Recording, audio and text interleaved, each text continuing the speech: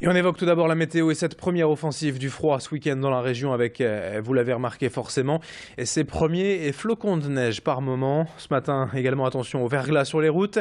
Les équipes de la DIR sont sorties cette nuit pour saler les grands axes de l'agglomération. Attention donc si vous devez sortir de chez vous. Pour info, on a relevé jusqu'à moins 1,6 degrés ce matin à 6 heures à Léquin. Aujourd'hui, le temps va tout de même rester sec, dégagé et ensoleillé. Les températures vont donc doucement remonter jusqu'à 6 ou 7 degrés pour les maximales. On en reparle avec la météo complète après ce journal. En images, on démarre d'abord ce journal avec la suite de l'état d'urgence en France et les dernières mesures de sécurité prises dans la région. Une semaine après les attentats à Paris, le préfet Jean-François Cordet a réuni les élus du département pour les informer sur les conséquences de la prolongation de l'état d'urgence. Les municipalités ont en effet un rôle important à jouer pour la sécurité de chacun et doivent elles aussi appliquer certaines mesures. Dans le département du Nord, les effectifs de police et de gendarmerie vont augmenter.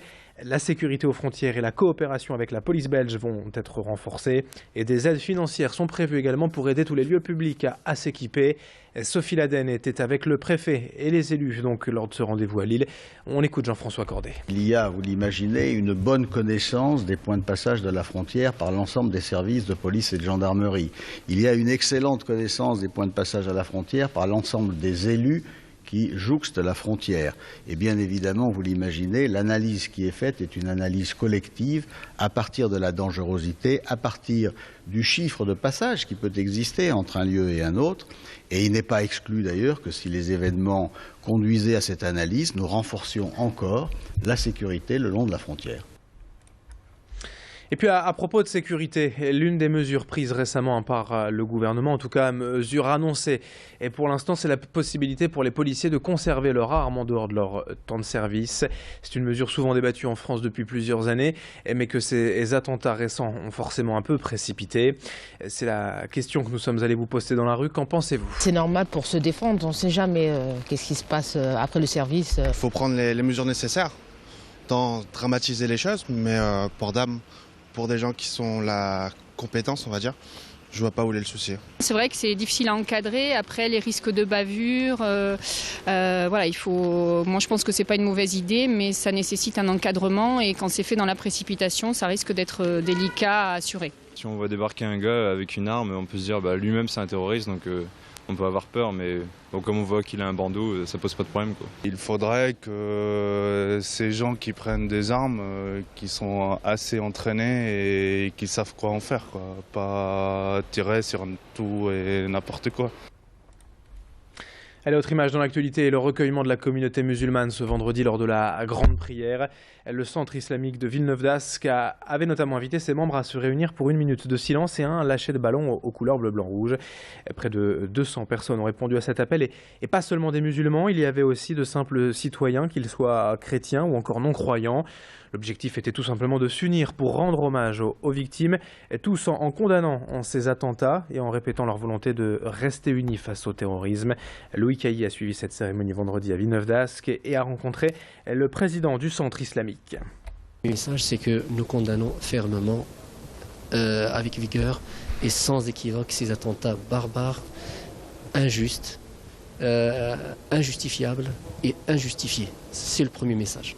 Deuxième message, c'est que nous disons à nos concitoyens que nous sommes dans la douleur.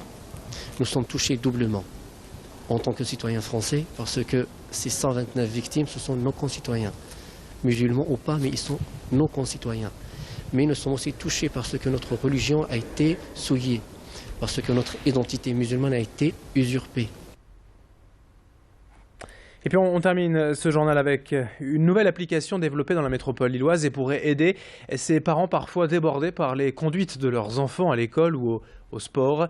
Zouzoucar permet en fait de mettre en lien donc des parents habitant dans les mêmes quartiers, dont les enfants fréquentent les mêmes établissements, pour éviter les bouchons, les détours avant d'aller au travail et surtout de faire un voyage avec un seul enfant à bord. L'application permet de mutualiser donc ces disponibilités, de trouver facilement un parent en covoitureur. Zouzoucar vient tout juste d'être lancé. Déjà, certaines écoles et mairies se disent très intéressées.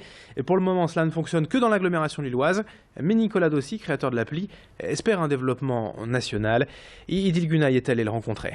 Si vous êtes parent vous-même, est-ce que vous êtes déjà retrouvé coincé dans les bouchons, en retard pour l'école, en retard pour le travail, avec les enfants à l'arrière. Ça, c'est un problème qui est observé tous les matins sur les routes et auquel Zouzoucar propose une réponse. Il faut savoir qu'il y a plus de 10 millions d'enfants scolarisés en France, donc entre 4 et 17 ans, qui vont à l'école et à des activités extrascolaires. Ça représente près de 14 conduites par semaine pour les parents et en réalité 80 heures de conduite à l'année. Alors les avantages de Zouzoucar, c'est très simple, c'est moins de transport, moins de stress et en toute sécurité. Et puis un peu de sport aussi, un peu de football pour terminer ce journal, car si le LOSC a de nouveau déçu ce week-end en concédant un nouveau match nul 1 partout à 3, le dernier du championnat. Et le club a aussi annoncé hier soir l'arrivée d'un nouvel entraîneur, Frédéric Antonetti. L'entraîneur de 54 ans est notamment passé par Bastia, Nice et Rennes et sera présenté à la presse demain à Luchin, au centre d'entraînement, lors d'une conférence de presse que vous pourrez bien sûr suivre en direct, en intégralité sur Grand Lille TV. On en reparlera. 7h36 pour l'instant, en ce lundi 23 novembre. Les prévisions météo et l'infotrafic en temps réel à suivre dans un instant.